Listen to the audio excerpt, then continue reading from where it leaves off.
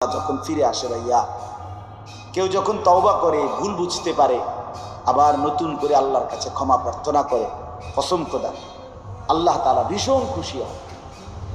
হাদিসে আছে আল্লাহর কোনো বান্দা যখন তওবা করে, আল্লাহ তখন ফেরেশতাদেরকে বলে, আমার ফেরেশতারা 7 আসমান আর জান্নাত সাজিয়ে দাও।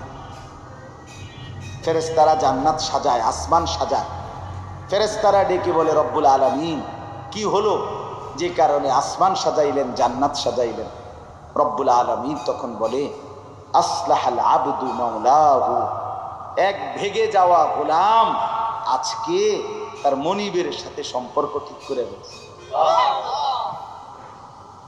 আল্লাহ আল্লাহ বলে, আমার এক গোলাম আমার থেকে ভাইগে গেছিল রে, অনেকদিন ওই আমারে সেজদা দেয় নাই, আজকে দিছে। অনেকদিন সে আমারে ডাকে নাই, আমি খুব কষ্ট পাচ্ছিলাম।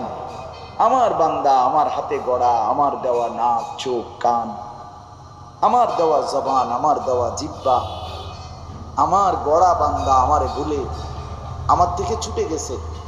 আজ আমার সেই ভেগে যাওয়া বান্দা আমার কাছে ফিরে আসছে।